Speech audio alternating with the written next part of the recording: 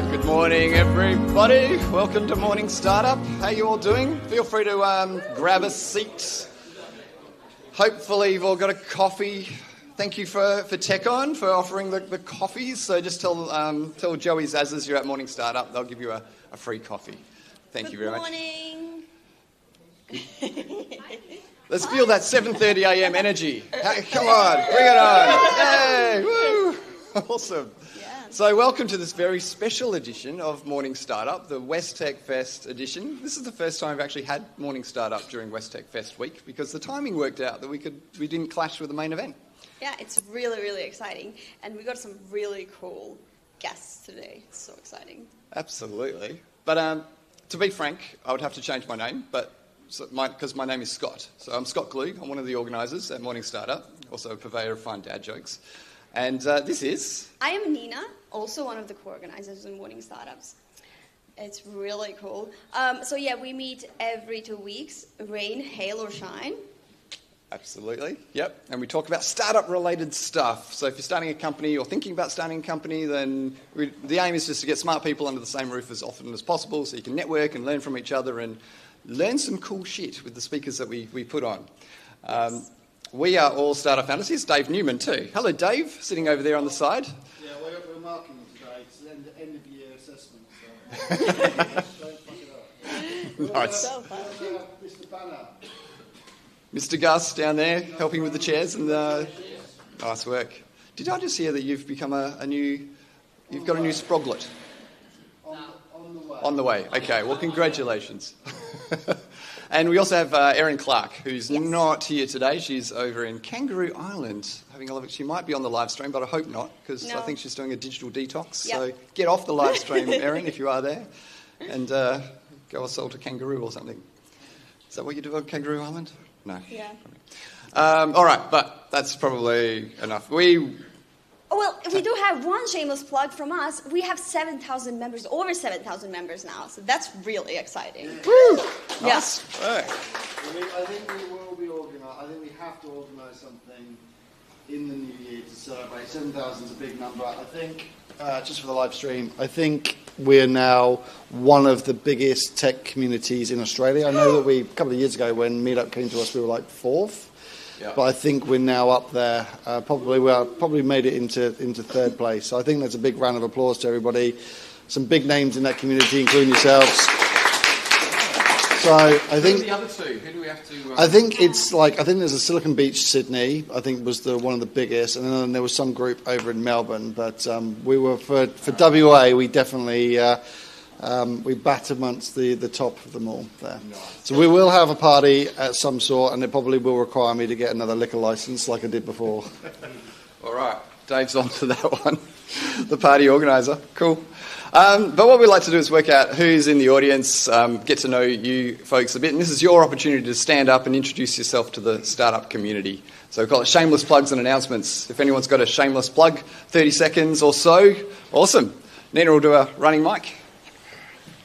Hi everyone, my name is Daniel. I've been to Morning Startup now for about 3 months. I started Org Atlas 3 months ago. It's essentially the product that helps you answer the unanswerable when you have the question, who do I ask about this, in your medium to large organisation. I wanted to shout out Scott and give her thanks for doing a website review on last week. That was I just joined the Slack channel and I would encourage everyone to join that. I'm going travelling next week, so I plan to stay engaged on that forum. But yeah, cool. Scott went through and did a full 15-minute Loom review for me, so I appreciate that. But yeah, orgatlas.org if you want to check it out. Org Atlas, very cool. Hey, hi, good morning. Thank you. My name is Ethan. I'm from Singapore. Round of applause for Singapore. Welcome. Welcome. Thank you for having us. A great event. So I run Vency Labs, so we build AI agents for construction company. Obviously, it's a big mining town here, so we'd love to see if we could work with any of the miners here. Thank you very much. Fantastic. Welcome. Hi everyone, I'm Kate Thompson. So I'm a scientist with 20 years experience who has been looking for ways to improve my happiness that aren't pseudoscience based. And so last week I launched my course, my Mentors Glow 5-Step Happiness course, which is all science based, 5 minutes, not going to take you forever. It's fairly much like Atomic Habits but for happiness. Thank you. and I was in the pre-accelerator, so that was run by Space Cubed as well, which has been a wonderful experience. Fantastic. Nice work. Wellness without the woo-woo. Cool. Hi everyone, my name is Hossein. I'm a machine learning engineer. I work at Siemens, mostly in computer vision, 3D point cloud, with machine learning algorithms, as well as LLMs, RAG, all these Gen AI stuff. In my own startup, we're creating a platform that patients can meet the best AI systems in the world, as well as the best specialists in the world to help them live, healthier. Nice work. Awesome. Welcome. At the back. Good morning, my name is Brad. I'm from Rise Collaboration. We provide project management services to not-for-profits and startups. We've been helping not-for-profits and startups improve their business performance and improve their processes. And we're looking for more clients and customers to come through and help them sort of improve and run their organisation with more sustainability and more operational improvements. So if that interests you, come over and chat to me after the event. Cool. Specifically not-for-profits and startups? Yes. All right. Hi, this is Kamal. I'm a mechatronic engineer, and I do 3D printing and drone integration and photogrammetry. If anybody interested, feel free to talk with me. Thanks. All right. Fantastic. Thank you. Cool. Couple more. Hi, I'm Sashiko. I'm from Singapore as well. Hey, Thank Singapore you. representing today. Yeah, I own a startup, Innovates. We focus on agri-tech. We use the same thing as you, AI, ML, Gen AI, and computer vision to create a model for the farmers to empower them to focus on sustainability and reducing their operational costs. By that, they increase their profits. Thank you. You can reach me out for this, any solution regarding this. Fantastic. What's the app called, or how do we find out about it? The app is called Easy Ranch, and my company name is Innovates. Excellent. Yeah, there's a website. You can see in the website. Very cool. Thank you. Thank you. All right. Another one over there. Good morning. I am Long from Vietnam Blockchain Vietnam. Collaboration, founder and CEO. Happy to visit here, and I'm lucky to be selected one of the landing pad called Australia blockchain.au. That 2 years company when I ran the PR to Australia. And then come here not for $1 million, come here for $1 billion. Come here for the unicorn for next 5 years. Hopefully to get touch with all of you if you want to have the blockchain support that I could support you. We have the 50 engineers in Vietnam, expert in the blockchain now. Yeah, hope to talk to you and connect to you soon today. Thank you. Excellent. Thanks very much. It's good to see so many international people go for West Tech Fest. Morning, everyone. I'm Abhishek. I'm a roboticist. I'm building 8 vectors. We are building a critical piece of intelligence that will enable robots to tell us when they don't feel so well. So we're basically building predictive maintenance on top of robots. And we hope to do away with periodic maintenance and make them more intelligent. Fantastic. Sounds like a cool field. They could be direct with us. Yes. Thank you. Good morning, everyone. Can I ask by a show of hands, who knows a young person that uses their phone too much or quite a lot? Yeah.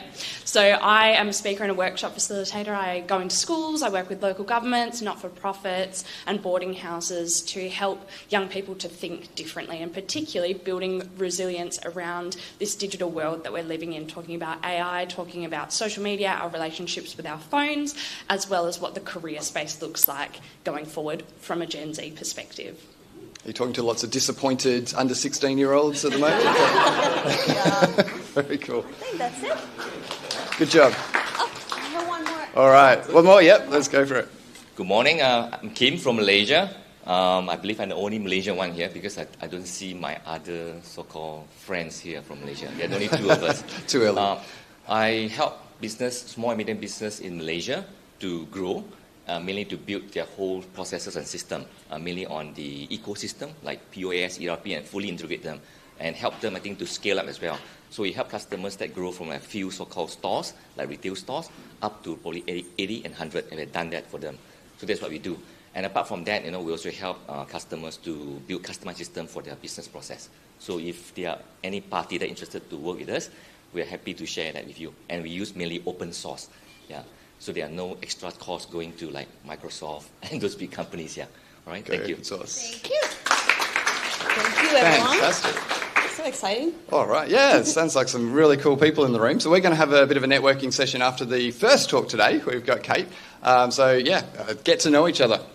But before we get to that, just a few shameless plugs from us. So we also have, in addition to Morning Startup that runs every 2 weeks, as Nina mentioned, we've got Founder Sundowner, which is on the first Wednesday of every month, except for tonight, because we got Freo Tech Fest. Hopefully you're all going to that instead, so I had to cancel it tonight.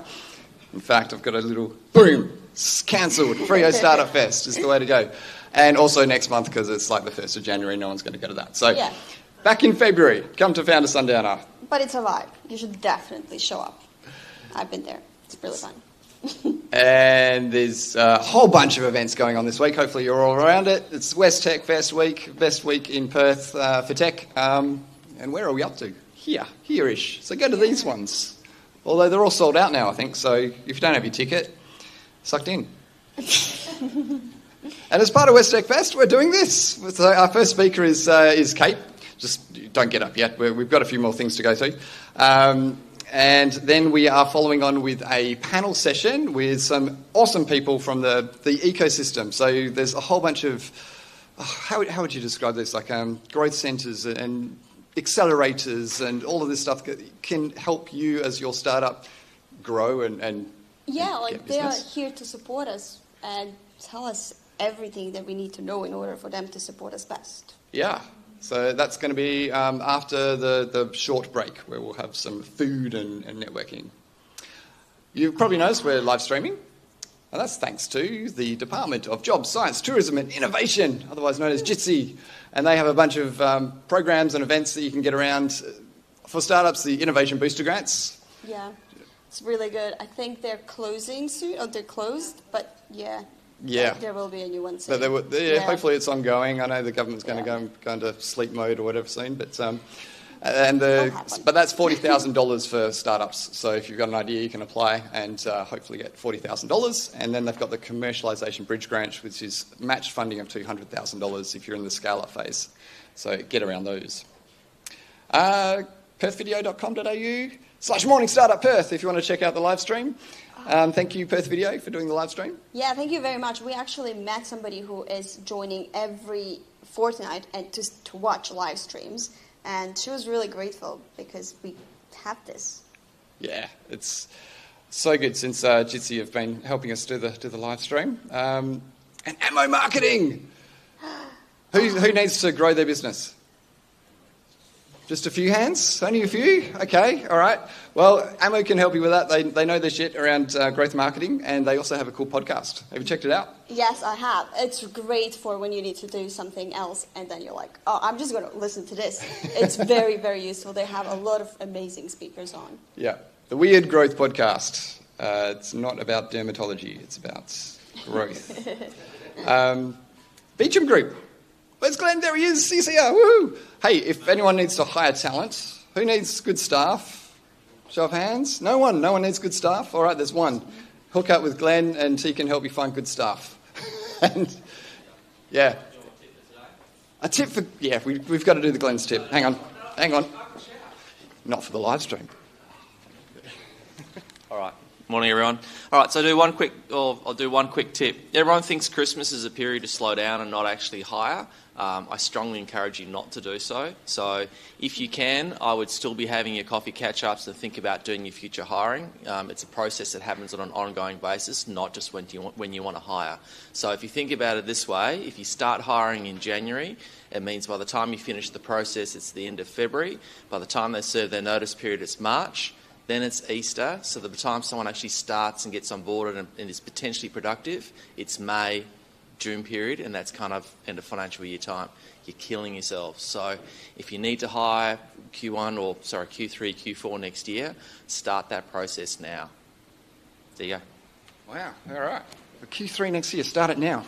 Wow. Madness. Well, actually, it did just take me 7 months to hire someone. Cool. Thanks, Glenn. Thanks for the tip of the day. And we've got some food up the back, and that's thanks to Keep Space. Yeah. You know, you're all over Keep Space. You know what they do? Yeah, well, they are a free third-party logistics provider that can help accelerate your e-commerce order fulfillment for businesses of all shapes and sizes. Actually, yeah, they're really, really important to anybody who does e-commerce. Awesome. I should say, it's Nina's first time doing the MC, so well done. And putting you on the spot with the sponsor blurbs. Fantastic. But yes, if you know 3PL, if that's an acronym that you're all over, they've got a warehouse in Perth and Sydney and can help you with the logistics of all of that. Tech on. Matt, Pat, how you doing? Two guys over there that can help you with cool developers. They've got a dev team over in Nepal and manage it all here in Perth for you. So if you need cost-effective developers, hit up Tech on. And they're also helping us with the coffee. So thank you so much. I'm sure it's very much appreciated. Especially everyone that went to the comedy night last night, like me, suffering a little bit. Cool. Space Cubed. You're in a place called Riff. It's owned by a company called Space Cubed. They have 3 other places down St Brodie's Terrace and a place over in Sydney. And Startup News, make sure you're subscribed. Startup WA, make sure you're a member. They're our body for lobbying to government and getting all those cool grants that we've got. And Plus 8 are an awesome accelerator as well if you want to become a better entrepreneur. Let's whiz through those. All right, I'm going to just maybe skip this slide, but if you want to, well, I won't. Scan the QR code. You can chat with a bot, a little Copilot thing, and it will lead you to the right program for your startup. Whether you're in ag tech or in edutech or any of these areas, there's probably an accelerator or something that can help you out. Is that the latest thing? Yeah, cool. All right, good. All right, everyone got the QR code? Cool. Hit us up. Thanks for the shout out for the Slack group. I've fixed the invite thing, so go to slack.morningstartup.com and you can join the Morning Startup Slack group. We'd really like to make this a chat place for the startup community because there isn't really one.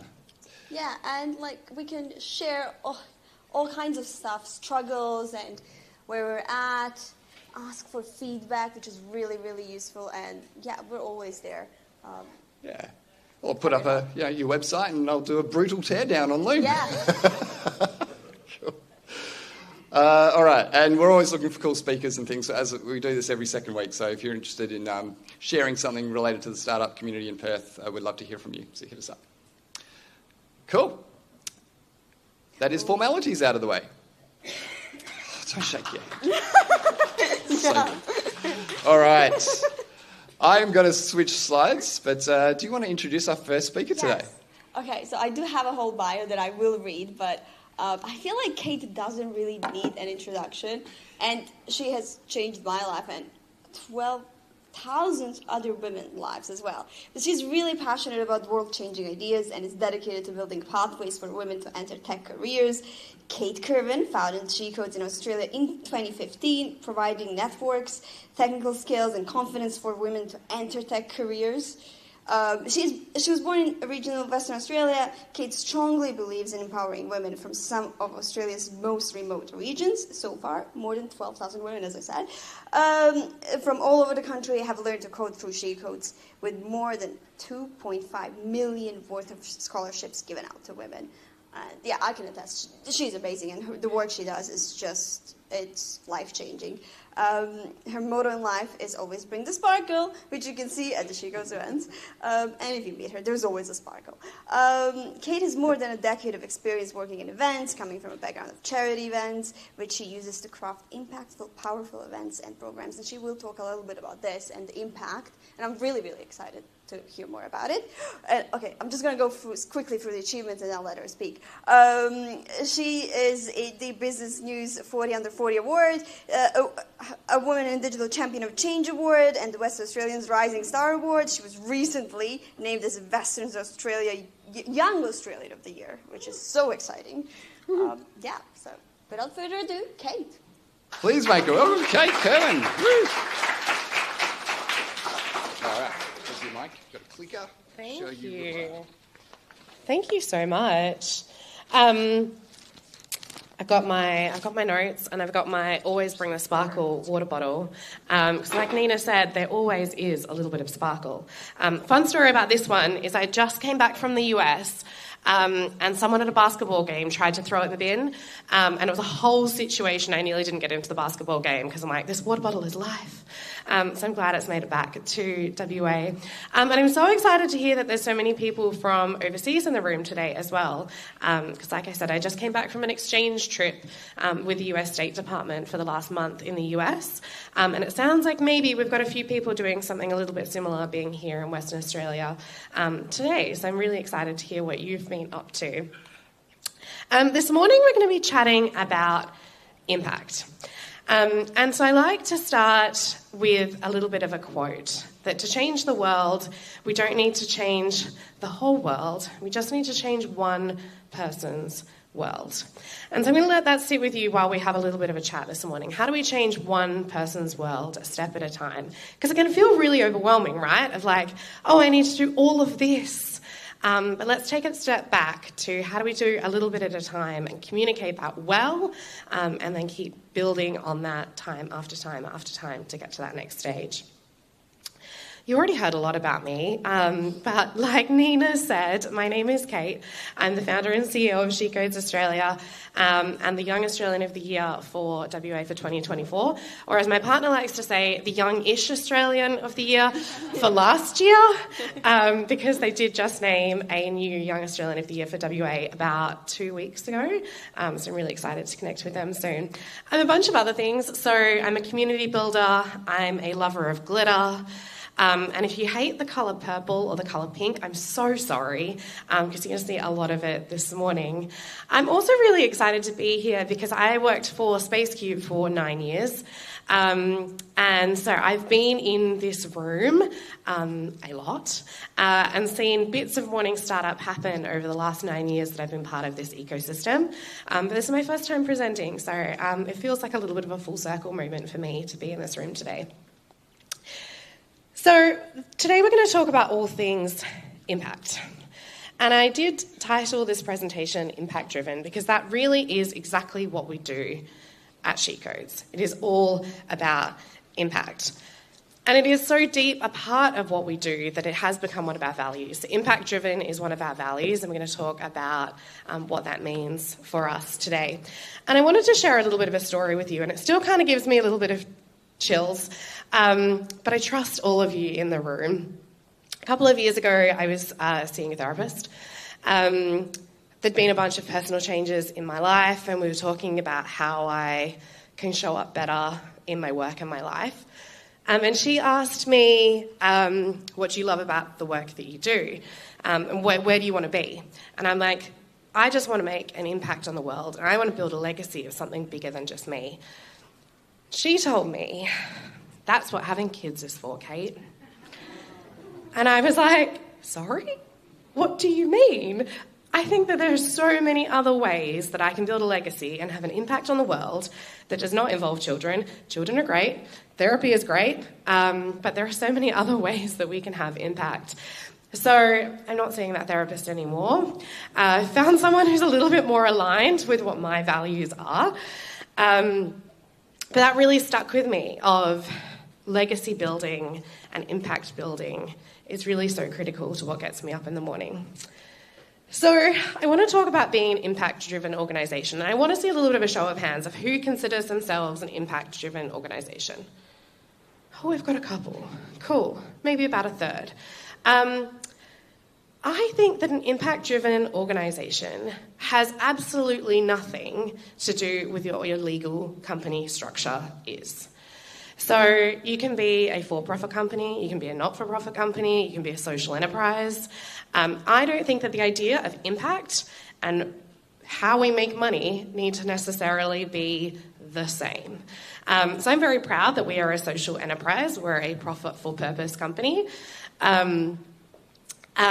But we still, impact is at the heart of what we do. So hopefully that resonates with a few of you in the room where you're like, I don't know, can I still say that I'm an impact when I'm not an NGO or I'm not a not-for-profit, but I still have a problem that I want to solve in the world. So today I'm going to share a little bit of my story with you about how I built the She-Codes community, what that actually means. You heard a lot about it from Nina before, and definitely ask her all the questions about what we do day to day as part of the community. But I'm also going to share with you, I think that I just pressed something and the microphone said something, so let me know if you can still hear me on the live stream. We're also going to talk about this little bit of a loop. So problem, solution, measure, communicate, repeat. And I'm going to say that a few times today. So by the end, problem, solution, measure, communicate, repeat. Oh, cool. All right, well, I didn't do anything on the microphone. There we go. But I did do something on the laptop. Great news. So this is me 9 years ago. So 9 years ago, I wrote my first line of code. And these two photos is me at 21 on my last day of my final exam and on my graduation from university. I actually studied business law and international relations, which when people look at me, they're like, oh, she runs a tech company. Obviously, she studied computer science. I did not. My first line of code was actually written right here at Space Cubed. So I joined the team here back in 2014, and it was here that I just got really, really, really curious, and I wanted to understand what people like you were doing. And I asked lots and lots of questions. I went along to meetups like this and all of the tech meetups that happen in this space and just tried to understand. I started writing a little bit of code, and I got to a point very, very quickly that I had a problem and I didn't know who to ask for help. And I went along to a bunch of the communities that existed, and thankfully they have changed a lot over those last 9 years. But a lot of the communities that existed at the time weren't very beginner-friendly, they weren't very female-friendly. There was so much jargon, so many acronyms that it all just went way over my head. And there's a story that I like to tell of a couple of years ago, a couple of years after I started. I came into a room like this, and this floor can be really clacky and loud if you're wearing certain kinds of heels. And I was in a bright green dress and heels, and I walked in the evening to a meetup. And I came 2 minutes after it started. And my loud shoes could be heard on this floor, and the entire room turned and stared at me. The entire room. And every single person in the room was male, and every single person in the room was wearing either black, white, or grey. I don't even understand how, but every single person was in the same colour scheme, in a t-shirt and jeans, the startup uniform, and turned and stared at me. And I was like, oh, I don't want to be here. And this is a space that I feel safe in. This is a community where I knew lots of people, and I still was like, I don't fit in. I don't belong here. And that really is why we do what we do at She-Codes, is to create a space where people like me can feel like there are places where they can exist comfortably and safely and learn in a community that is for them and like them. This is a little bit of a context for you, and these are some of my girls. So what started as just a problem and a solution has really formed. I had no ambitions of this being a 10-year-long journey or teaching 12,000 people. This was really just me trying to solve my own problem. And then seeing that going a little bit further, going a little bit further, going a little bit further. And now, like Nina told you, we've taught more than 12,000 women across the country, which is really, really, really cool. So I talked about values a little bit, and while we're still getting to know each other, I wanted to share who I am and then who our business is, so you can kind of get a picture of who we are. So these are what are really important to me. My number one is making a difference, which you'll see, this is why we called this impact driven. There's always bring the sparkle, which I already told you about on my water bottle, authenticity and openness. So sharing authentically and connecting with community is really, really important to me. And conversely, our values at She-Codes is being connected, candid, impact-driven, positive and fun, and female-focused but male-friendly. So hopefully it's really, really plainly obvious how we ended up with impact-driven as one of the values that we're going to talk about. So what does impact actually look like? So I wanted to tell you a couple more stories. So this is Belle. Belle did my program in Brisbane in 2021. She was a mum who had taken a little bit of backseat in her career while she was raising her family. And when she came into the program, was suffering from a little bit of a loss of confidence. Cut to now, this is Belle last year, and she won a Digital Marketer of the Year award in Queensland, which is so cool.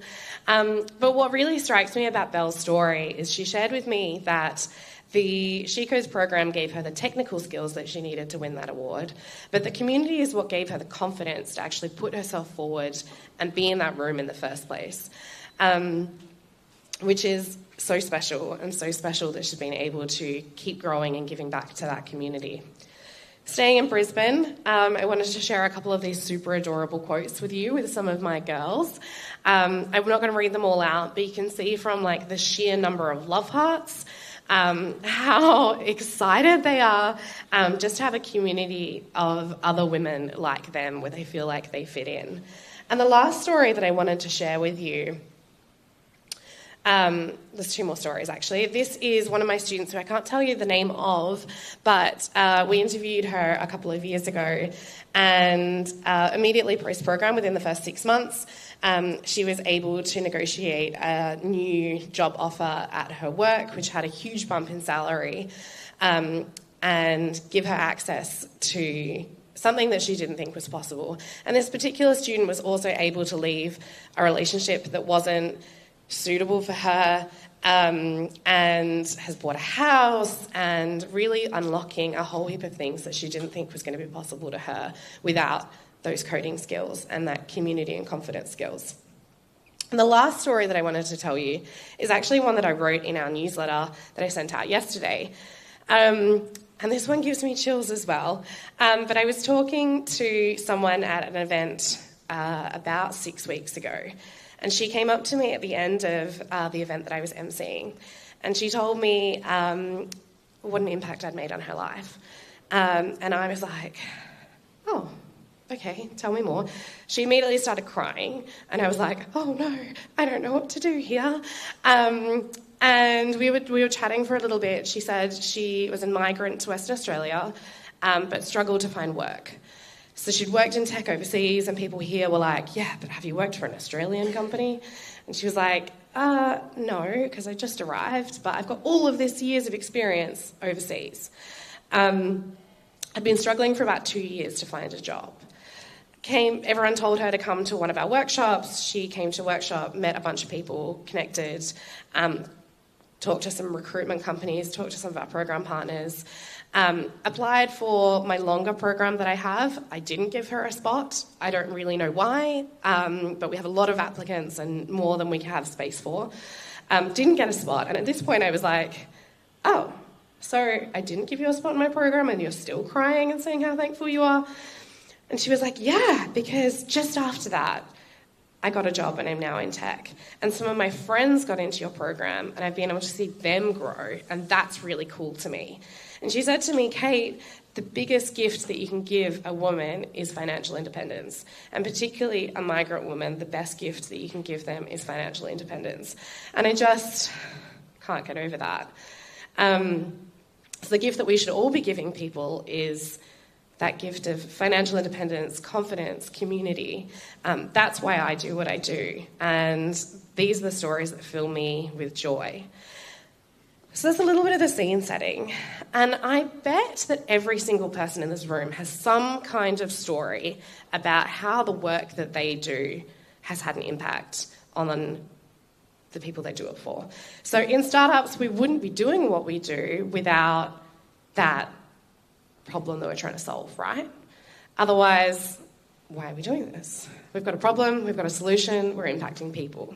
So I want you to think about what are the impact pieces and how you've changed people's lives. It might not be as profound as, giving someone the gift of financial independence, but it might be giving someone the gift of time back in their life, or giving them a community that they can fit in, or giving them skills that they didn't know that they were going to need, or the dress that they're wearing is making them more confident and showing up. And a little shout out to Nina, because you need to talk to her about that dress after this.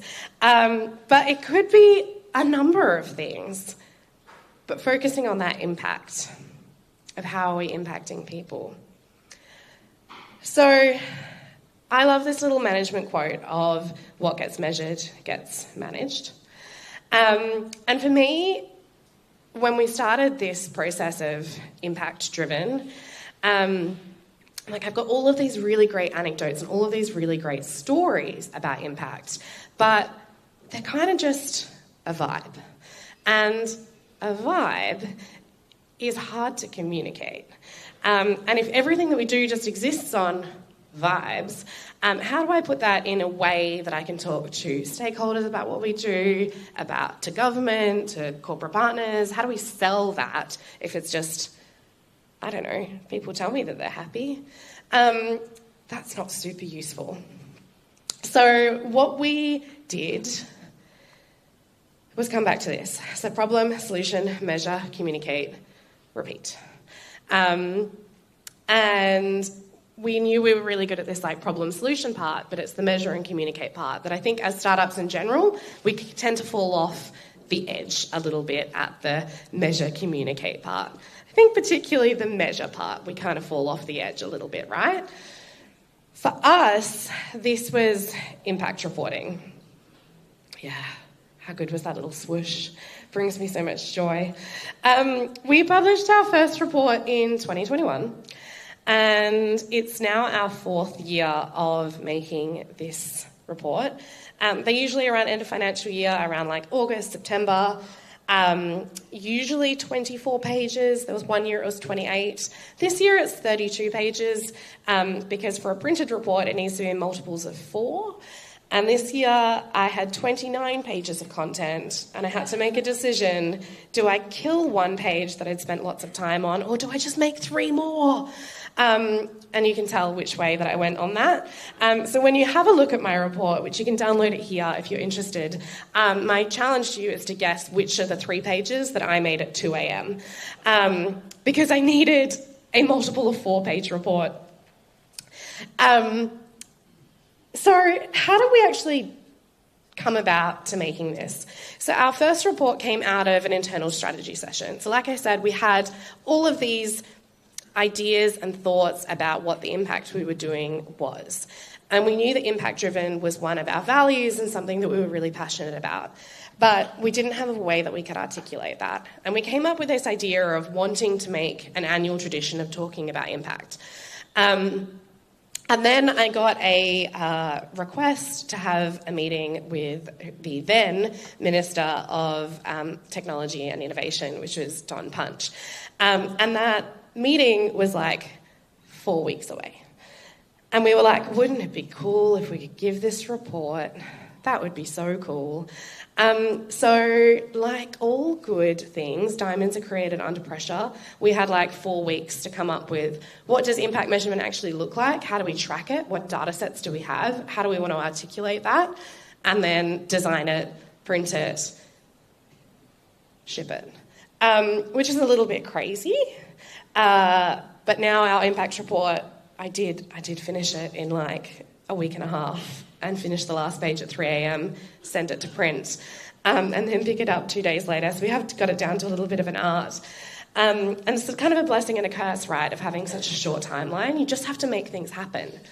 And we realised at the time that we weren't going to be able to outsource it. We weren't going to be able to go down a lot of the formal measurement pathways that I hear a lot about, of going to kind of your big consulting companies. We were just going to have to wing it and give it a go and come up with something.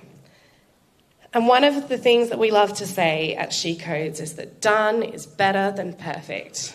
And so I want you to remember that. I want to have you hear my voice in the back of your head when you're like, oh, no, I can just push that deadline away and I'll just make it perfect, because done is so much better than perfect.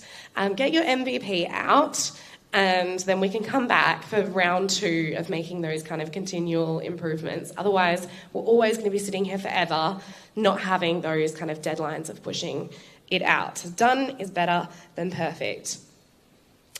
So what did we actually learn? So we tracked a whole heap of things. So I wanted to study employment outcomes, I wanted to study economic outcomes, I wanted to study social outcomes. We wanted to look bigger than just the number of women we'd had through our programs and the amount of money that had been spent. We wanted to look at like real connections and some of those like soft bits that I just told you those stories of, like how do we turn that into data and how do we use that in a data-driven approach to communicate that story. So I'm going to share with you a bunch of, we've got some serious numbers that we track in the report, but we've also got some really fun numbers that we track in the report. And that's what I wanted to talk about today, because I wanted you to all think about how you can be more creative in telling the stories that you tell. So one thing that you really need to know about She Codes, if you don't know this already, is that like cupcakes are part of our identity and soul. And my like spicy take for you is that I actually don't really like a cupcake, but I have to now because they're deeply ingrained as part of our brand. And so something that we track in our reporting is how many cupcakes we've served over the year. And I mean, it's a little bit of whimsy because people love to know how many cupcakes we've served because it is deeply part of our brand.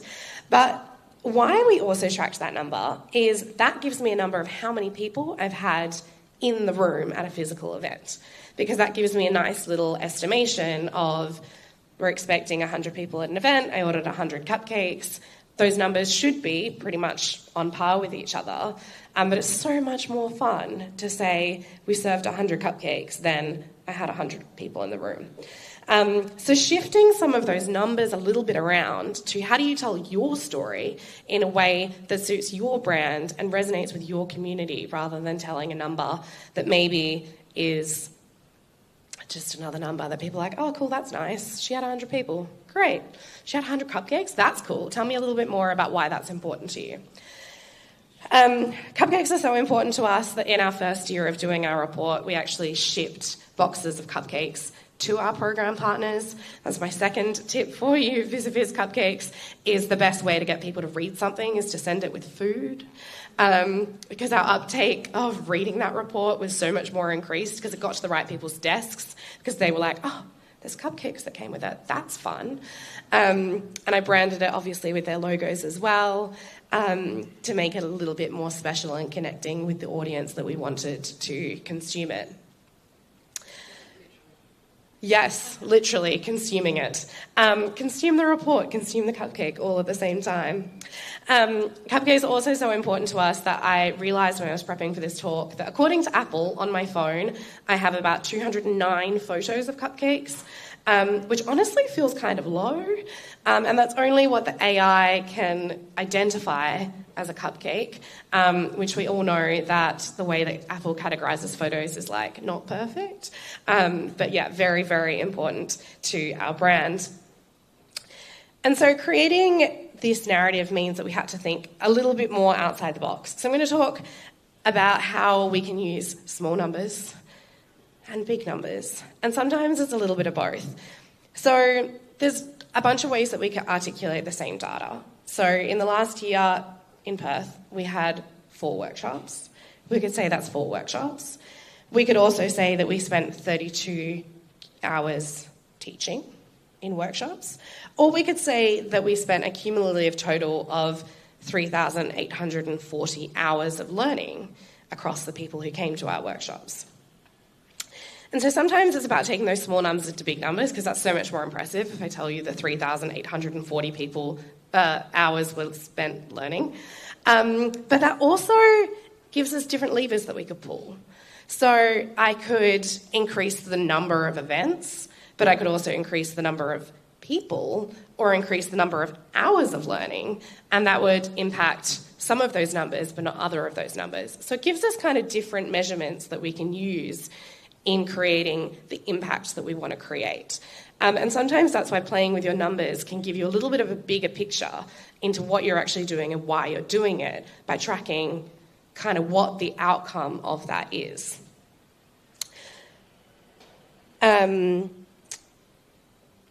At the beginning of this, I told you that you don't need to necessarily change the whole world, you just need to change one person's world. So sometimes coming up with those kind of numbers can give us an individual view of the world as well. So we extrapolate out to these really big numbers, but then come back down to these small numbers as well, of like, what is that one life that we're changing, and how did that one person track through our ecosystem? We've also had a little bit of fun with what we do in the regions, and so big shout out to anyone from the regions who is joining on this live stream. I'm a Bunbury girl, and I was born in Karratha, so this is really important to me. So we've done a lot of work in regional Western Australia, but one of the numbers that I'm really excited about from our first report was we actually tracked how many kilometres people didn't have to travel because we came to them. And the really easy number to come up with is how many hours we travelled, of like, look at us, we flew around the country, amazing. But when we're looking at it from an impact measurement perspective, that actually isn't important to our community. Us travelling somewhere is like a nice little vanity metric for us of like, I got on a plane 1 million times. But is that telling me something important about the community that I work with? But this number is telling us what is important to our community, because we were hearing from the people that we work with that they wanted stuff in their local area, and them having to come to Perth to learn was a huge barrier. So we started tracking how many hours, how many kilometres people didn't have to travel. So it's just kind of flipping a little bit to what does your user, what does your impact person actually need from that, and how do we put it in their terms rather than in what is like easier for us and maybe sexier for us. What is it that our community actually needs? So what does this annual tradition of measuring our impact actually mean? So for me, it really has been like nothing short of life-changing. It's given us like really good metrics to be able to go to government, to partners, to stakeholders, to community, and tell that story a little bit deeper, and to come up with some of those numbers, because I'm a social person, I'm a people person, I'm not a numbers person, despite studying business. Don't ask me to look at a P&L, even though I'm a CEO and I need to. I would much rather tell the story of the impact we do. But I know that as a sales technique doesn't work for everyone. And a lot of my customers are CTOs, they're business leaders, they're tech people, and having these numbers that they can resonate and latch onto has been so much more valuable in a sales conversation with some of these people than like, oh, but let me tell you about Nina because she's really cool. She is really cool. But telling them some of the actual metrics of the data has unlocked a bunch of conversations that I didn't think were possible beforehand. But it's also highlighted some of the areas that we don't succeed very well in. And I think that that's really important as a conversation for us to have as startups as well. Because we often just want to talk about the highlight reel. And I have seen a little bit of a movement over the last couple of years towards, there's fuck-up nights, there's failure stories. There are a bunch more things popping up where we can talk about failures and challenges, but it's still not super mainstream, right? And if we're only looking at the good things that we do, then we're missing a bunch of opportunities for change and growth. And so having this annual tradition of measuring impact gives us that chance to really reflect on like, cool, these areas are doing really well, they're going up the way that I want them to, but here's a bunch of areas that aren't working so well. So something really important to us is true diversity. I don't want our community to just be like a bunch of women who look like me. So we spent a lot of time and energy in the last couple of years of giving out scholarships to women from more diverse backgrounds. We also, this year, realised, well, I've realised it for the last couple of years, but made a lot more movement in the First Nations space. So we actually ran a First Nations focused workshop and gave out a couple of scholarships. And we've put it in our report of like, this is something really important to us for the next 12 months, is figuring out how we better support First Nations women, migrant women, local first learning, a bunch of those kinds of things. And that's like a little bit of a public statement that I can give through this mechanism of like, these are the things that I care about in the next 12 months. But more importantly, it's really changed the way that I feel about the work that we do. And so sometimes doing stuff like this is for the external audience of telling them why you do what you do. But don't undersell the value of tracking a bunch of numbers to make you passionate and proud about what you do. Because I know that running a startup or running a purpose-based venture is like really fucking hard, right? And there's days where you're like, I don't know if we're going anywhere. I don't know how we get to the next step. I've got 6 billion things on my to-do list. But being able to come back to, here's our core, here's our impact, this is the change that I've made over X period of time, and celebrating those little wins, that has made such a profound impact on getting me out of bed every morning. And so I want to like really encourage you to celebrate all of those small wins, because getting you out of bed every morning and keeping doing the work that you're doing is going to be the most valuable thing for your startup in the long run. Like, we are our biggest resource, right? And if we don't have ways that we can motivate ourselves in creative ways, then that just makes the journey a hell of a lot harder. So that was really, really important to me. It's also, so somewhat ironically, the first time I came up with the premise of what this talk is, I was invited to keynote at the Fundraising Institute Forum, which was a bunch of like charity leaders and people who do sales for not-for-profits and charities, talking about fundraising. And like, famously, I hate selling. If I could just drop a whole section of what I do as a founder, I would do all of the other stuff and then just like not sell, because I don't think that I'm a very good salesy person. And so it was somewhat ironic to me that they asked me to keynote and talk about how to sell better, because I'm like, but I don't like selling and I don't know that I'm good at selling. But having this metric and this reporting mechanism and having this way that we communicate impact has made me feel a little bit more confident in selling. So also don't want to undersell the value for all of you in like turning you into a salesperson by just communicating what you do and communicating it really, really well. So to end today, I just want to remind you again, and we're going to say it together, of our little loop of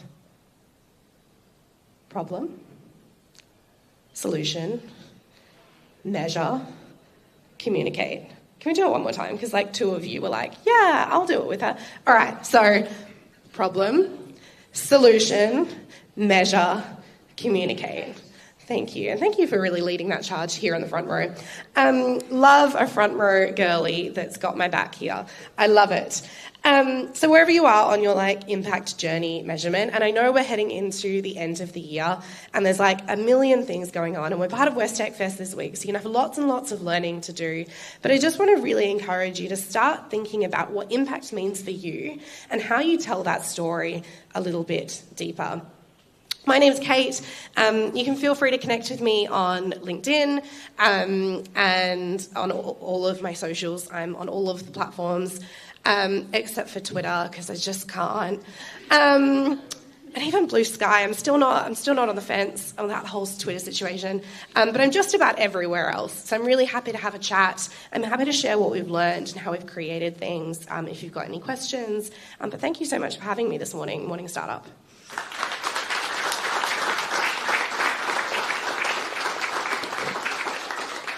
Thank you so much. Kate, is this working? Cool. Yeah. I think we have a couple of minutes for some questions. If anyone's got some burning questions for Kate, and then we'll break for a bit of food and some networking, and then we'll have the panel session. Any questions? No questions?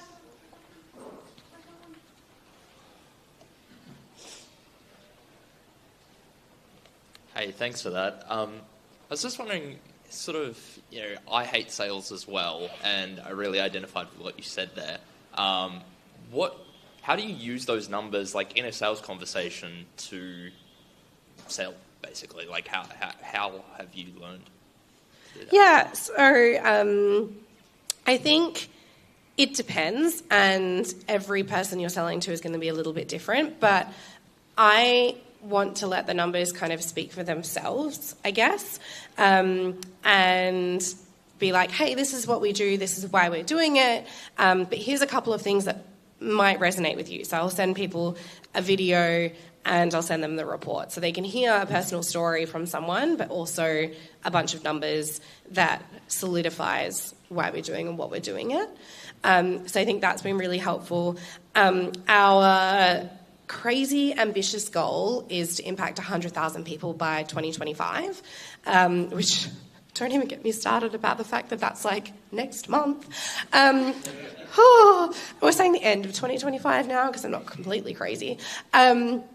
But communicating that story gives people something to latch onto. So we found that really powerful of this is our goal, this is how we're going to get there. And then I can tell people of, in our most recent report, we worked out there were about 63,000 people that we've impacted. So I'm like, we're at 63,000 now. We need 37,000 more to get us to that goal by the end of next year. Do you want to be part of that journey of helping us close that little bit of a gap? And so I think that has been like, oh, cool, all right. She's got a goal in mind. It's achievable. And I can see my role in helping her get there. And what I see in a lot of businesses is they've got this like crazy number of like, we're going to touch 1 million lives, but no measurement of how they actually get there. Or if they do, maybe it's internal and it's not communicated broadly.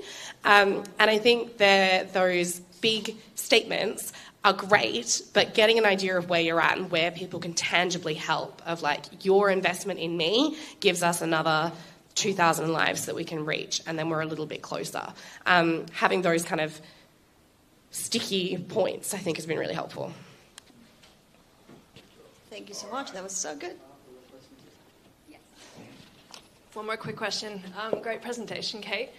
Taking the upper propeller, formerly heads over heels model, if you were to ask this crowd, how can we help in terms of connections, or, what are your sort of 2-3 main asks? Oh, amazing. I love an ask. So yeah, we're in the middle of planning for 2025 now. I've got crazy goals of, like I told you, I've got 37,000 people to reach in the next 13 months. So we really are looking for funding. So anyone who knows any companies who are looking for talent, that's our business model, is we provide training programs to teach women to code as a pipeline of talent into those big companies. So our customers are like Rio Tinto, Canva, Bankwest, those kinds of peeps. So if you know anyone in that space, feel free to let me know. But on a bigger social ask, what I'm trying to do is what I call rebranding tech. So I want, when I say tech, for you not to think of like a guy in a hoodie in a basement. I want you to think of something that's accessible to everyone. And I think every single person in this room has a job that they can do in telling that story to our young people particularly, but also a lot of the women I work with are sort of 25 to 50, and they've been told their whole lives that they're not smart enough, they're too fun, they're like whatever, and there isn't a space for them in tech. So the more that we can keep tearing down that guy in a hoodie in a basement idea and replacing it with something that's a little bit more fun or diverse, the better I think that we'll all be. So that's my big ask. And then my specific ask is if anyone knows tech CEOs and tech people who are hiring, let me know. Love that question. I think we've got time for one more question. Okay. Oh, my excited front row girly. we talk a little bit about sort of the valley of death, where you're doing loads of stuff and nothing's actually happening. What's your advice on getting through that? How did you push through that? So it's really funny because when you just said that, I heard the value of death and I was like, oh, what is the value of death? Unexpected with my pink presentation behind me. We're talking about the value of death. The valley of death. I think, so there have been a lot of things that have been really hard for us. Our sales process is I work with big companies and they're really slow. Really, really, really, really, really slow. So I've had conversations with people who are like desperately keen to do this. They've come to me, they're full of excitement, they know what their budget is, and it still takes 2 years. And that's painful. And it's like, hey, just checking in. Hey, I'm still here. Hey, which really sucks when we've got work to do and we've got goals to hit and we've got a workforce development that we've got to train and hey, just checking in, really sucks. So there's been lots of really hard things. I think being persistent, unfortunately, is still the best way to do it, is just being visible. And how I keep myself motivated to be persistent is all of the things that I just talked about. So I have my numbers. In my office now, I have a bunch of photos on my wall of like times that I felt really powerful. And so like my little flex. In the middle of my wall is my photo with the Prime Minister. But I've also got like some of the graduation days of some of my girls and the time that I was in the paper and me with my friends at an awards night. Like stuff that I can look at that and be like, oh, well, that Kate did it. This Kate can do it too. So having those visual reminders has been really important to me on those days where it sucks and then just being super persistent. Thank you. That was so lovely. Do we have any more questions? We have just one more. Can we do one more question? All right. Just one more question. Perfect. Kate, thank you so much for sharing your story and being so candid and open with us today. I first heard about She Codes maybe like 6-7 years ago, so I've kind of been a background worker for a long time. And in that time, you've scaled so much. Did you ever lose focus? Like obviously your purpose and your mission is so clear and defined, and I know that's what you've portrayed today, but has it always been like that, or have you struggled and strayed off the path and come back, and what's your experience with this? Yeah, little bits. So there's been times where we've gone down a pathway without really talking to our community, and they were like, oh, we don't really resonate with that. And they're like, oh, okay, yeah, should have asked, probably. So there's been times we've gone down a direction that hasn't really worked, but coming back to community and asking them what they need from us and how I can be in service for them has been course correcting, I guess, for me.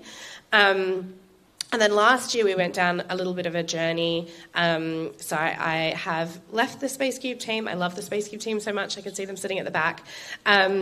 But for me, I separated out into a separate business entity, and I'm now a full-time founder because it felt like for me I needed the time to have the focus on this is what we're doing and this is why we're doing it and this is how we're going to scale.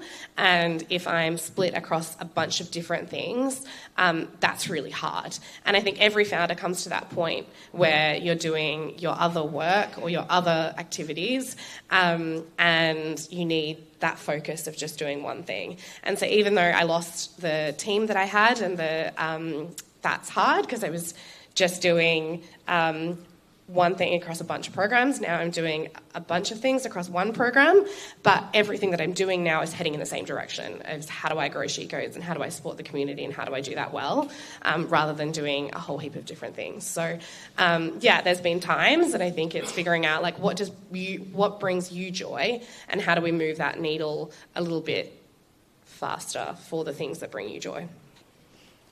Fantastic, Kate. I'm certainly ready to review all of my metrics and throw them out the window and start doing other things and run through walls now. That's awesome. So inspiring. Thank you very much for doing that. Cheers. Very cool. I'm sure all of you want to stretch your legs, get some food. A little bit of housekeeping. The toilets are being renovated over in the back, so there's a couple down here if you're that way inclined. But yeah, feel free to get to know each other, and we will be back in half an hour with the Meshpoints panel. Cheers.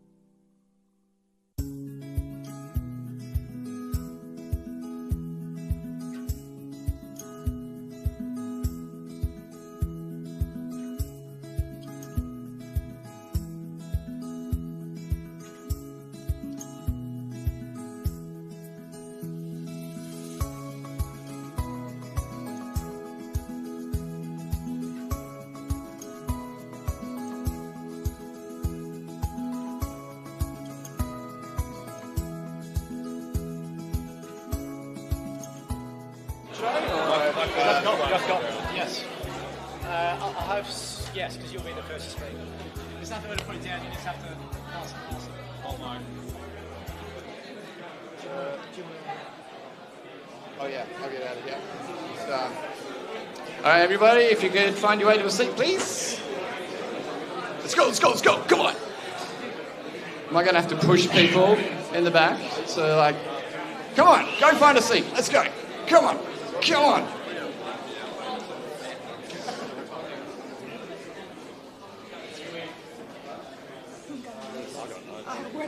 Oh, no, it's a pleasure.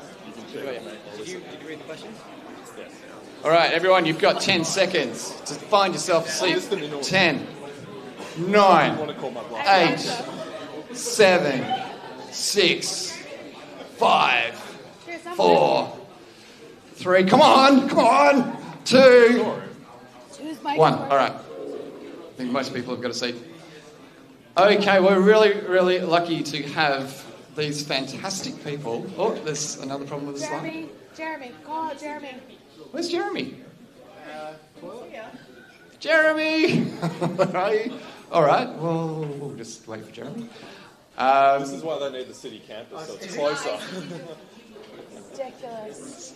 Indisposed. Can't be coming from June. So if you're new to the startup ecosystem here in Perth, or you're...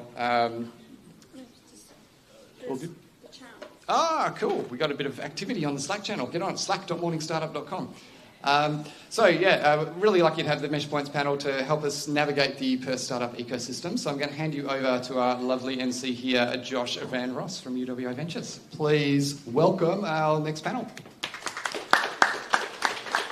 Thank you very much, Scott. Hello and welcome, everyone, for the Morning Startup regulars, and also those joining us for for the satellite event for West Tech Fest, and those joining online. Welcome to Find Your Tribe, a kind of navigating the startup scene, as it says. My name is Joshua Van Ross. I am Managing Director of Drone Sky Shows, Director for Startup WA, and also Entrepreneur in Residence at Venture, which helps UWA students start businesses on campus. I've also got a last-minute inclusion here from Oliver Bazzani, who wanted to kind of spruik Perth by Design.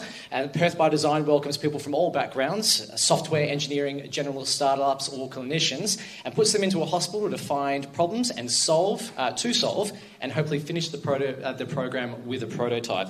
To date, they have 29 technologies created and raised over $40 million. There you go, Ollie. Okay, so by way of introduction, I'd like to introduce our fantastic panel, and then what we're going to do today is it's almost like a reverse pitch. We're here from the ecosystem to kind of tell entrepreneurs, hey, we exist, this is what we do, and if it fits your bill, come talk to us. And I like to also think that we also have what's called a no wrong door policy, where no matter what we speak about today, we are builders experts. If you come talk to any of us, even though we might not be the right fit for you, our job is to kind of point you in the right direction and be like, oh, go talk to Ollie, go talk to David, go talk to these guys, and that's kind of our job through there. Okay, so immediately to my left, we have Lisa Longham from Bloom. Lisa is the director of Bloom, the Centre of Youth Innovation, developing the enterprise skills of Western Australians through experiential learning along multi-touchpoint pathway. Oh my goodness. Yep, that supports and challenges at each step. I know you did not write that. Yeah. Next we have David Smith from Seri. David is a program and digital executive at Seri, not-for-profit, helping deep technology innovators commercialise their research and ideas. Next, we have Sarah Carlay, manager of entrepreneur programs and community at Curtin University. Next along, we have Juliet Lucas from Space Cubed, some of you may recognise. Juliet is a program and community coordinator here at Space Cubed, an organisation that provides businesses with access to workspace, innovative programs, and a thriving community. And finally, last and not least, and with a fresh coffee in his hands, we have Jeremy Farr-Wharton. Jeremy is the Director of Engagement at ECU.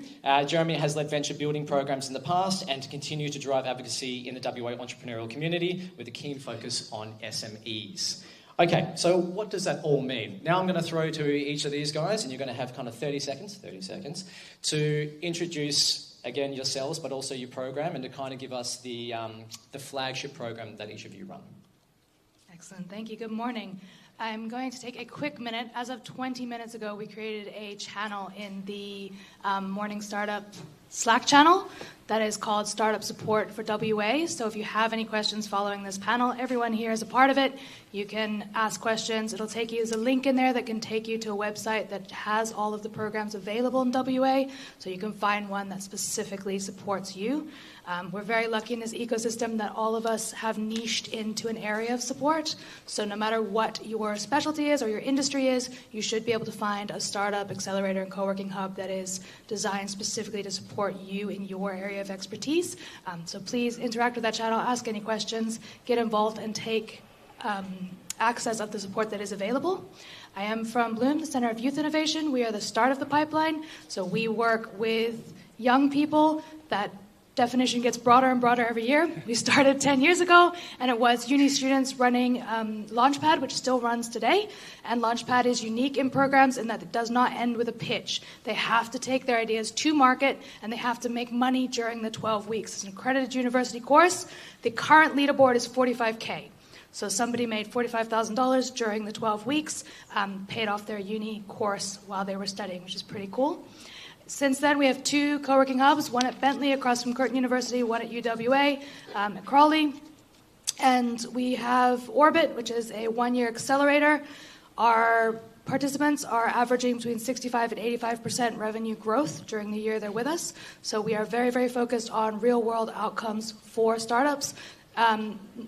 Everyone in there is young at heart, but the average age is 30, 40, and up. We'll say 40 is, but they're definitely, we are stretching the word young there, but we see it as a real pipeline. We start in schools, we work through university and on into industry, so it's very, very cool to be a part of. And next year in 2025, we are going to pilot a new one called Launch Lab, which is an AI-focused accelerator looking at the concept that... Thank you, Jeremy. Thank you. For the first time in history, we have the technology that would allow a solo entrepreneur to become a unicorn. So we are going to do a very rapid-fire sprint to see what we can create. So come and get involved.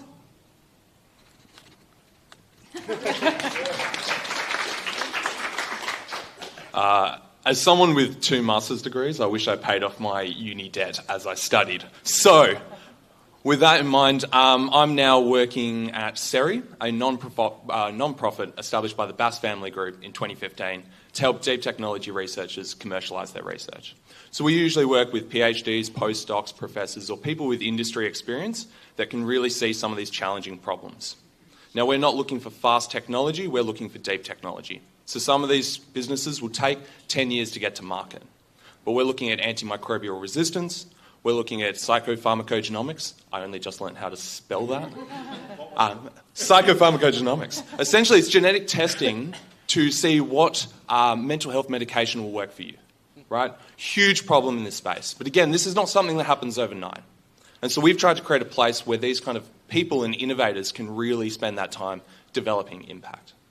Now, we were founded by the Bass family, Charlie Bass, Senior West Australian of the Year. We heard about the Young West Australian of the Year for 2024 today as well. He had a vision. And essentially, it was to diversify the West Australian economy. Right? The Harvard Harvard article essentially puts us at 93 in terms of economic complexity in WA. And that's out of 133. Right? Australia is number 10 in the world for research production. And we're pushing around 30 for research commercialisation, the output of that research. And that's a major problem for the amount of money that we invest. So that's what our organisation is set up to do, is to take people from those deep technology ideas and help them deliver impact and diversify Western Australia.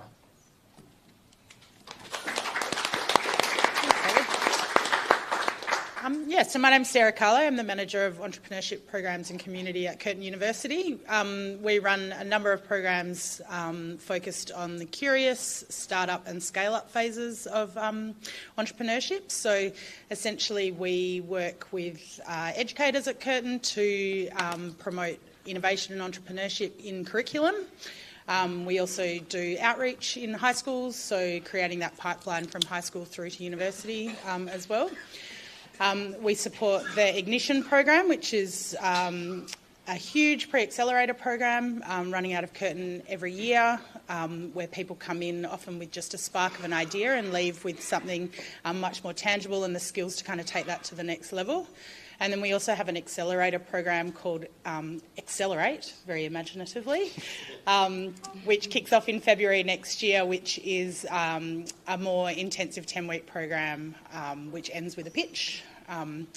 And yeah, we focus on a range of different startups that come through the Curtin pipeline for that program.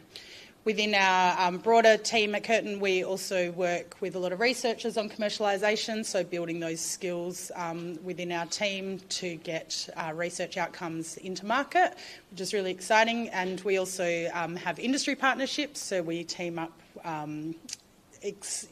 enthusiastic students with industry to be able to get real-world experience while they're studying as well.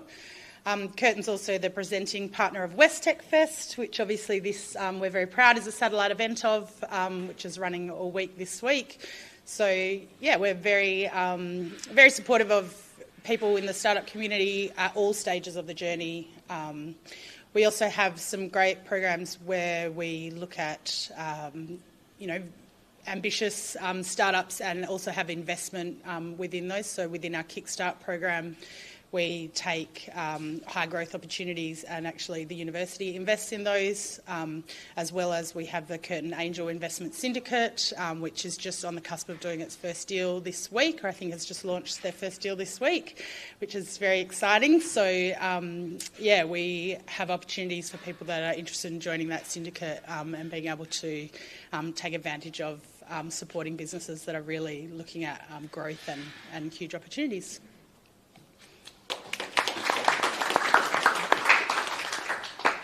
Hello everyone, I'm Juliette Lucas, Programs and Community Coordinator at SpaceCube. So what we do at SpaceCube, we also do a lot as everyone here. So we have spaces where people just come and work from there. So we have 3 spaces in the city and we are also in Western Sydney. And through all these spaces, we created a big community. So we do a lot of events, networkings, and we try to support entrepreneurs. So we have our brand +8. And with +8, we do startup weekends, pre-accelerator, and we have an accelerator program also, where we invest in our startups. So this year we had 1.2 million of investment, and we had 7 startups going through the whole 6 months program.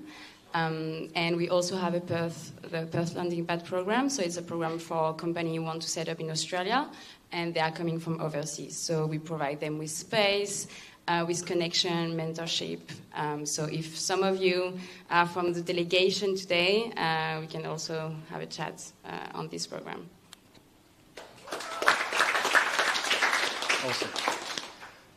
Awesome. Just because we didn't do it already and everyone else has had like 20 minutes to talk. Yeah, that's fair. So quick shout out to Josh for emceeing today. Massive thank you to Morning Startup for giving us the opportunity to front all of you. And also Mesh Points for bringing us all together, and particularly Maya for the leadership to bring us all together under Mesh Points. That was enough. Jeremy Farr-Wharton, so from ECU, and one of the things that we try and do a little bit differently at ECU is try and support SME businesses. They are the backbone of the WA economy as well as the Australian economy, representing about 49 to 51% GDP. There's not a lot of supports for them across the ecosystem. One of the reasons for that is they're slower growing. They employ 1 to 2 people. So they're not necessarily by themselves creating significant transformation of the economy. But collectively, they are the backbone of the economy. So we've got a 13-week program, similar to the others, but it's very much structured around supporting SMEs. You can be a student, a researcher, or someone from the community looking to establish or grow your business. We're not great at scaling, and I think that's because we're not at that point. And there's other better programs that are much better supporting scale-up. So I'll finish it there. Thank you very much. What's what? Think what? Oh, sorry. SMEs. Sorry. We're in this way too often that we forget, to explain acronyms and a little bit more. So, small to medium-sized enterprises. They're your smaller businesses. Sorry, I heard the R. That should have... Right. Yeah. It's a few floating around. Apologies, everyone. Acronyms, we tend to love them, and I apologise. Good point, Jeremy. So when we're talking about scaling, we've also talked at Startup WA, we should kind of rephrase to Scale Up WA, as in like that space is something that we really need to serve. But as we are here today, we're going to be talking about the startups. I kind of wanted to start on question to all. Feel free to jump in if you have an answer to this. I am a young, and that's probably pushing it, entrepreneur who has just moved to Perth. And I'm looking to turn my idea into a business. Where do I start? Anyone feel free to jump in. I'm going to point that over to Bloom. Excellent. Yep. Launchpad is an excellent place to start. Bloom itself, just getting involved, we recommend coming down, hanging out. Brandon in the crowd, if you raise your hand, is our community organizer. He runs some amazing events. We have controversial chats, which is my personal favorite. So it's whatever your opinion is that you keep quietly to yourself, because if you say it out loud, it might not go well for you. So then we get you to say it out loud and discuss. It's great. But we just have a lot of events where you get to meet other people at your stage, at that very beginning stage, and find out all the options, ask questions. That'd be my recommendation.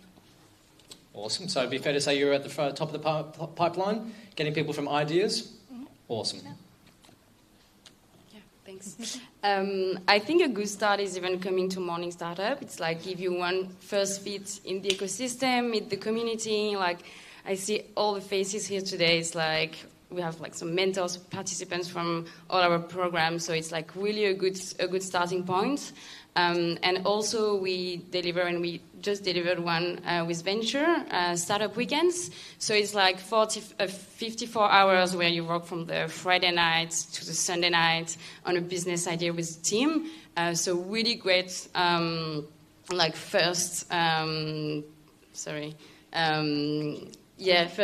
to the ecosystem, to the entrepreneurial ecosystem, and you have some masterclass, business model masterclass, pitching masterclass, and you have mentors during the whole weekend. We have Matt, we have Brad, all the mentors that are here to help. I think Morning Startup and Startup Weekend are like the first two main points. And after with +8, we have a pre-accelerator program. So it's a 6 weeks program for really early stage businesses. And you have masterclass every week and mentoring session, and also be part of a cohort is kind of what you are looking for at the beginning, like having some people having the same journey as you, as like being a founder can be really a solo journey. So be part of a cohort of 10 or 15 other people living the same life as you do is always a great thing. Can I add 2 cents really quickly? If you have an opportunity to have a touch point with any of the programs available in Perth, absolutely leverage them. They are some of the best supports that you can absolutely get your hands on, and they will help you from the point where you incubate an idea through to commercialising it and getting to market as quickly as possible. Unfortunately, many people don't have a touch point with any of the programs. And so one of the first things you could even think about doing is talking to people about your idea and to test if that idea is something that they're willing to entertain and pay for. They can help you shape exactly what form that idea comes in, and it will help decide whether you're willing to drive such a project as an entrepreneur, or if you'd prefer alternative pathways. Just a keen thought. Anyone else? It's almost like you've read the questions in order, because you know exactly where this is going. Just to build on what Jeremy just said. So picture this as well, if you are familiar with the ecosystem. You've gone to Morning Startup, you've kind of tested your idea around, you've been pointed to, let's say, Launchpad, you've done it, you've commercialised your idea, and then at the end of Launchpad, you're like, I'm going to go apply for +8, you do +8, and then you're ready for investment. And you can kind of see that very kind of logical pathway. Question to the panel is there an ideal pathway in Perth for entrepreneurs to follow from idea to commercialisation, or would you say it's a little bit more loosey-goosey than that? that's a big question. I was told to bring the spice before 10 a.m. I would say it's a little bit more loosey-goosey than that. I don't know if that's the answer that you're looking for, but obviously there's huge variety in the types of ventures that we all have, experience with, and there's certainly not one recommended pathway that will be suitable for every venture. It depends on the scale of your market, kind of where you're at, the industry that you're in.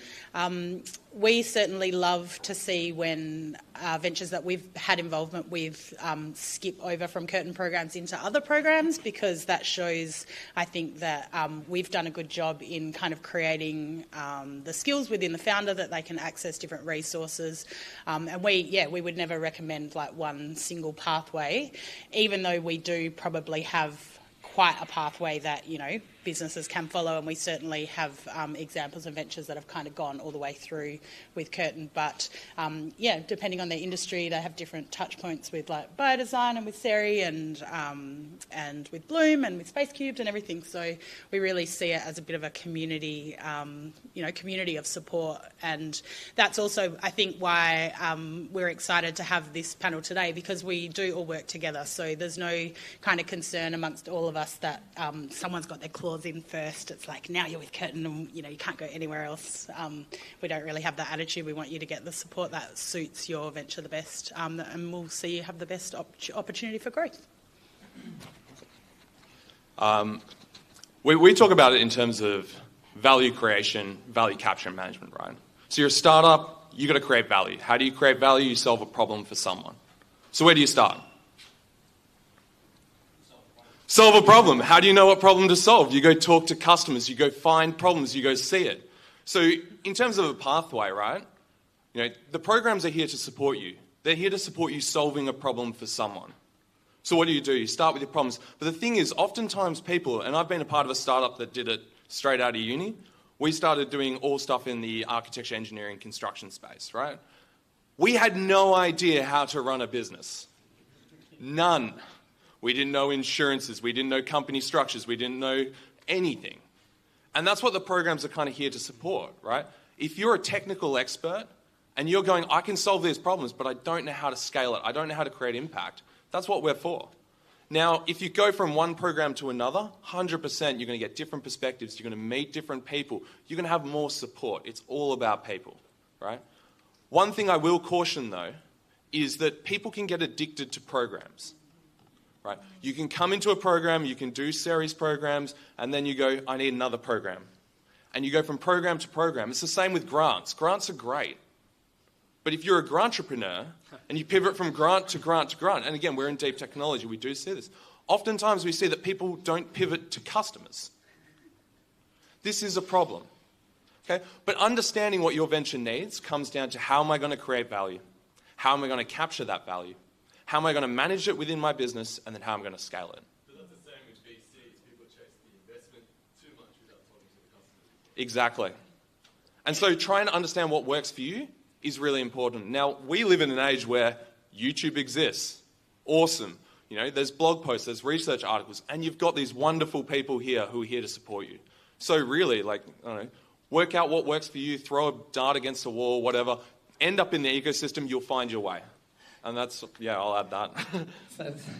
Thanks, David. Oh, do you want to continue? Oh, no, that's great. I just wanted to thank David and his 2 plants in the audience. Josh, can I do maybe another 20 seconds? Is that right? As much time as you want. All right. No, 20, go. Maybe with that as well, like a lot of people look at external validation, whether it's from VCs and getting capital from them in order to validate, look, they've got a really good idea, they've got a project, they managed to sell it to a VC or angel investor or beyond.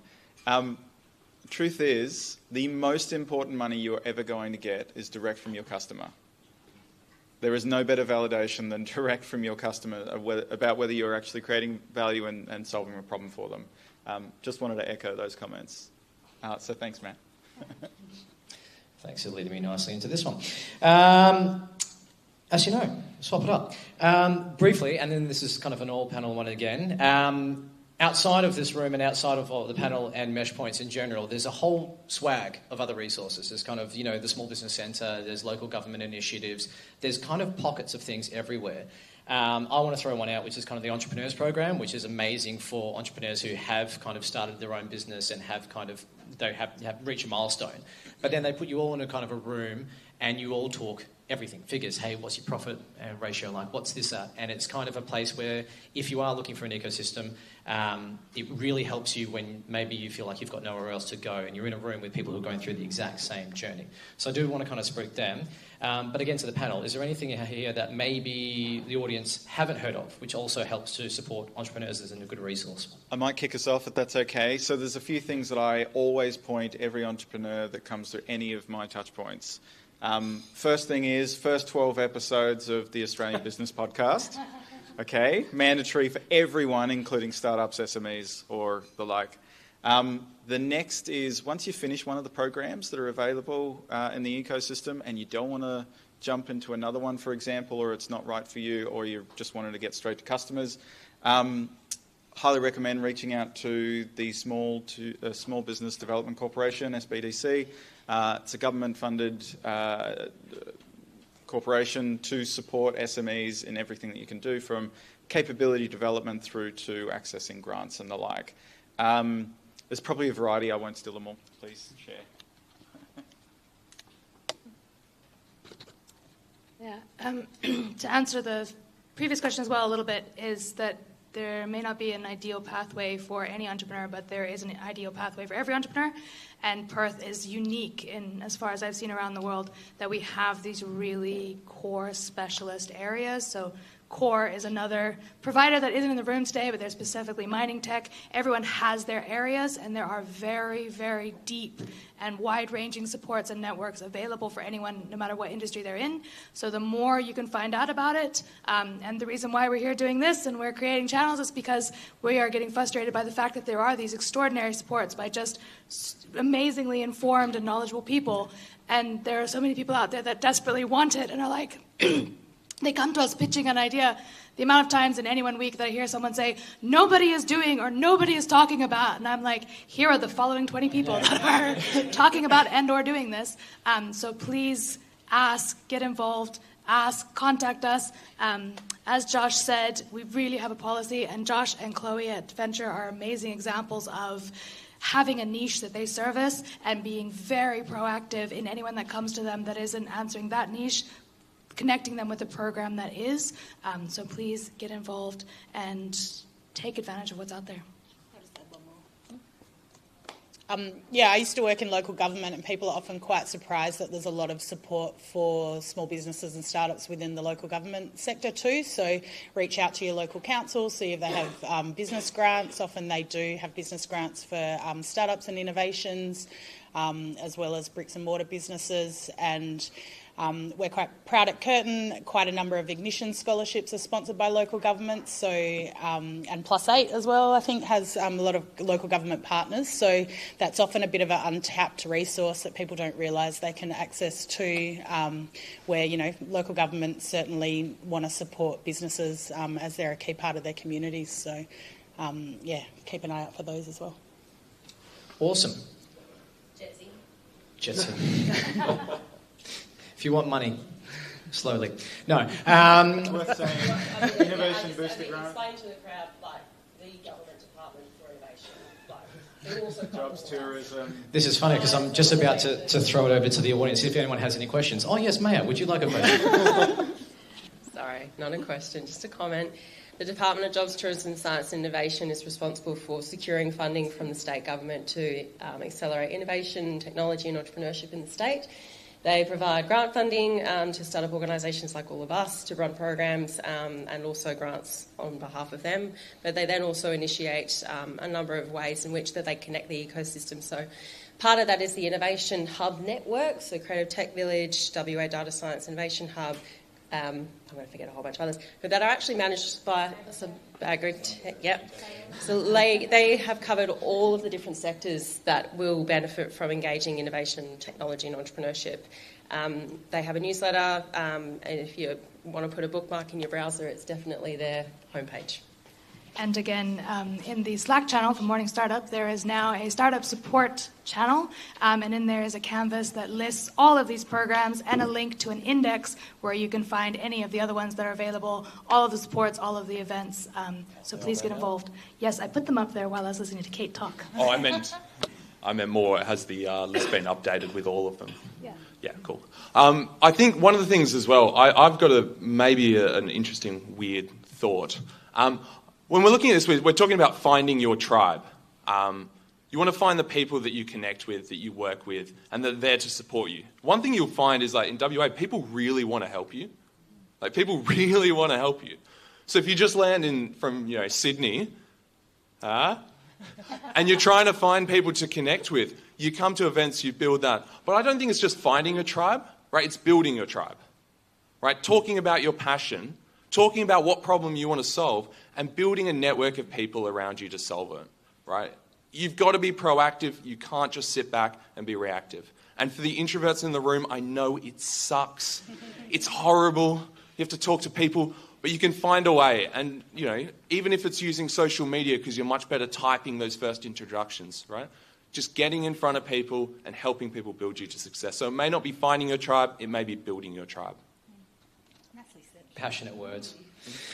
Okay, so now I'd go from MC to Asha. Does anybody have any questions that they'd like to ask the panel? Yes, one at the back immediately. Awesome. Maybe state your name and maybe why you're here. Thank you very much. My name is Saiful. I'm at the moment associate professor in university in Indonesia. I did my master and my PhD in Curtin University about 15 years ago. And in 2018, I got Innovation Award from Curtin University. And this year, 2024, I got a Global Innovation Award from Barcelona, Spain. So what I did is to help the people, the farmers, particularly in essential oil processing. So we have original essential oil in Aceh, in Indonesia. We call patchouli oil. So in our research center, ARC, we develop molecular distillation and fractionation, and to get the high quality of patchouli oil. And at the moment, I have around 30 intellectual property rights for the products, such as fragrance, skincare, aromatherapy, and many else. So I was invited here and very happy and looking for international partners to do some collaboration, and maybe we can help our community in Indonesia to get, because our patchouli has been used in France to put inside the fragrance. So the French fragrance that has been contained our active component from Aceh patchouli from Indonesia. So at the moment we work with 1,000 farmers in Indonesia to help them to increase their prosperity because of innovation and technology. So I think I need support from you guys. Thank you very much. Thank you very much. Thank you. Thank you for sharing that. One great thing about our community at Curtin is that we support students, staff members and alumni of Curtin. So we have, a range of members within our community, which is probably approaching nearly 1,000 people now. And yeah, we offer support at all different levels. So we obviously have the commercialisation team that helps current researchers, but we're able to link people with support in a range of different areas, especially around sort of IP and commercialisation concerns. And I guess one of the benefits of being involved with Curtin is just that range of partners that the whole university has. And what we really look at, especially with the Accelerate program, is how we can link your business with people at Curtin that can take it to the next level. So that's something, it's not necessarily just, you do Ignition and that's a precursor to Accelerate, but it's about how you can take advantage of the resources that we have within the institution to take your idea further to progress things to the next level. So, yeah, thank you for joining us as part of you're part of the big delegation that's come out for West Tech Fest, which is very exciting. It's also been great to work with Invest and Trade WA, who do a lot to support businesses that are looking at moving their operations or moving their markets, expanding their markets overseas, and exporting, as well as supporting people to create a market here in Perth. Can I just make a final comment? So out of curiosity, as a professor, are you keen to jump out into a spin out and drive, 29 intellectual property, so patents and the like? Fantastic.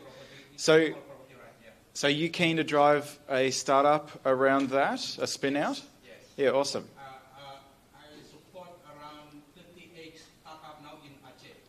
Yeah, okay. Okay. Wow. You support them? Wow. Yes. Using the technology. I'm chemical engineer actually. I can take the oil from the plant and then to increase the quality and then give to the young people to produce the product. I mean, fantastic. Many products, yeah. So one of the reasons I was asking some very targeted questions, often we hear, in fact, there's a significant number of people that often talk about, if only someone took on my idea, or if someone took on my project, or maybe I just need to convince a business. There is no one more passionate about your baby than you, right?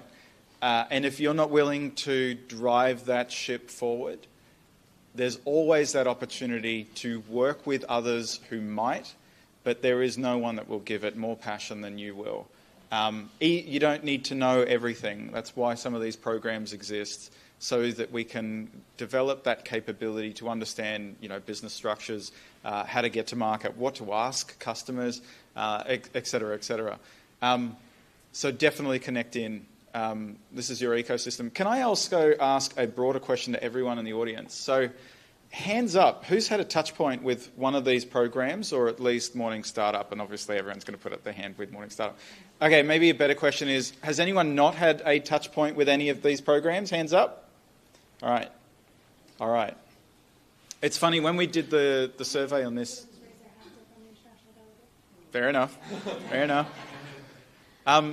It is funny, though. So, I mean, this is a very biased audience because we've heard that about 75% of those in the entrepreneurial ecosystem actually haven't had touch points with any of the programs. That's a significant number. And yet, all our programs are full. And we need to be doing more to support effectively those that have never had a touch point with the programs. We're here to help you establish, grow, and in some instances scale. So anyway, questions? That's what we're here for. Another one down at the front. Good morning all. Thank you very much for your comments. My name is James Tennant. I work for a group called Boca Group. We're a US headquartered private equity fund. We do deep tech, and I guess the question is very much for the university groups, or maybe even Space Cubed. But I'd like to know, deep tech is a really hard thing to invest into. It's really hard to go from zero to something and then something to scale. What are some examples of what you've seen from maybe a WA perspective? We're looking to invest in this area as well. That has been a good example of a deep tech company that has been able to get it up into scale where someone like a private equity firm might be able to look at them. And then, sorry, if I can be so bold, a second question is, are there any industries that you won't touch?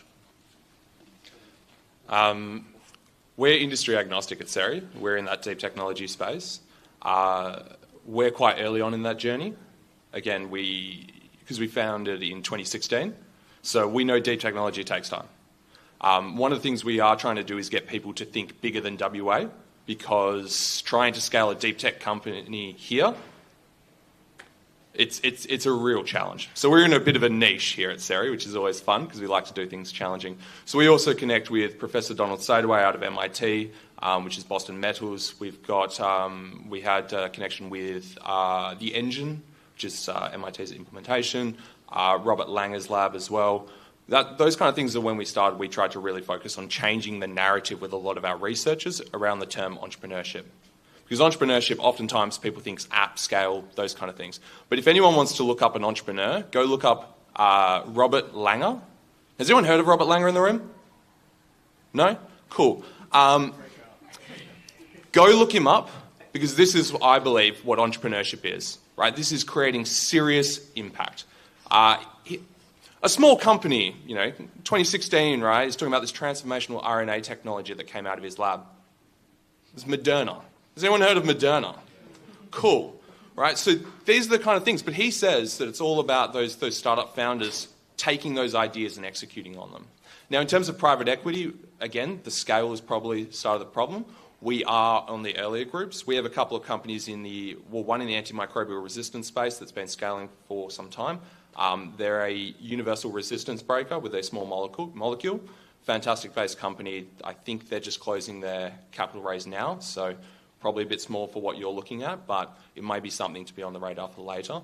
We also have an organisation called Terra 15, which essentially hooked up a black box to a fibre optic cable to make every metre of that cable a remote acoustic sensor.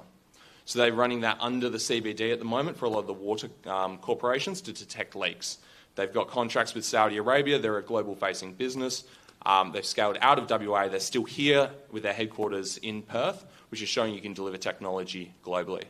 But it's really hard in the deep technology because it does take time, and especially to get the scale where private equity is looking, it's going to be some time for that as well. But we should talk, yeah. I kind of want to go for all. No. Just to add a couple of examples. So there are a few in the ecosystem, but shout out to CSIRO's ON program, which is the national program supporting research, translation and commercialisation of intellectual property out of the universities. A couple of people here today from CSIRO that you can always have a chat with. I'm trying to remember. So Noisy Guts is a really good example of commercialised IP out of UWA. Effectively looking at how we address key issues around irritable bowel syndrome, et cetera, et cetera. Has anyone heard of Noisy Guts? Yep. There's some very prominent people that have been mentored by some of the founders of Noisy Guts. That's a good example. We've got probably another couple around mining technology that I'm trying to remember the name of off the top of my head. No, I can't remember that. I don't know the company you're talking about specifically. But I think it points to the fact that we need to get way better as universities at commercialising IP out of the university. Across Australia, we commercialise maybe about 5%, up to 5% of the IP that is researched and developed at the university. There's a series of initiatives with significant investment behind it to address this, including pretty much at the federal level and a little bit at the federal level and a little bit at the state level to address this problem, but it's a continuing challenge. Deep tech is hard and it's expensive, and that's one of the key issues. There just isn't the capital to help drive it. One of the other really key things, the researchers that develop this IP, 95% of them don't want to become entrepreneurs. They want to go back and be what they always were to begin with, which was researchers. So how do we put the people around them to help them grow these businesses? Some of the stuff that we're seeing across the ecosystem is leveraging venture studio models and the like, and I think we'll continue to see a little bit more of that, but we need to mature significantly in Australia. I kind of wanted to throw a question back at you. So I know University of Colorado do a really cool thing called IP Week, where they throw open their doors and they basically say, venture capitalists, everyone else, come and have a look at our books, see what you're interested in, and do that.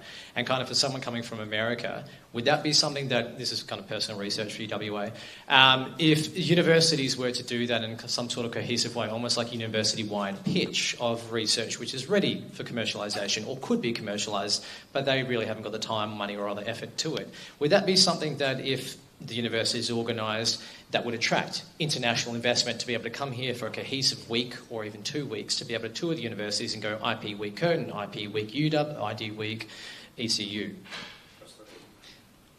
Also, what's your check size? We can throw up. Yes. 5 to 30 US. Oh, okay. Yeah. No, then. So when you said private equity, I was thinking like the large end of town. Okay, that's good. Just call 30 million small. In deep technology, 30 million doesn't get you far. Hopefully that answers your question. Well, too.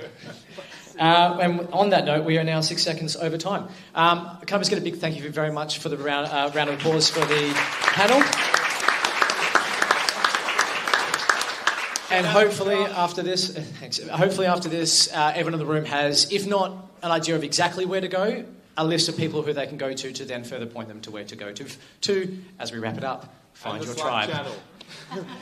Join the Slack channel. Thank you very much, and I'll pass you back to Scott. Thank you so much, guys. Look, I'm not going to hold you up any further. I think we've run out of food, though, so sorry about that. I don't know if coffees are still going, TechOn, but so try your luck. Tell them you're a Morning Startup. And that's the last Morning Startup for the year, so thank you so much for all of your support throughout the year and for those that have come along. And we'll see you in January 15 or something like that. We'll have some more good sessions for you. Thanks so much for coming. Cheers. Thank you. Hi, how you going? It's Eric, isn't it? Yes, Eric. Yeah, how you going? Thank you, Eric.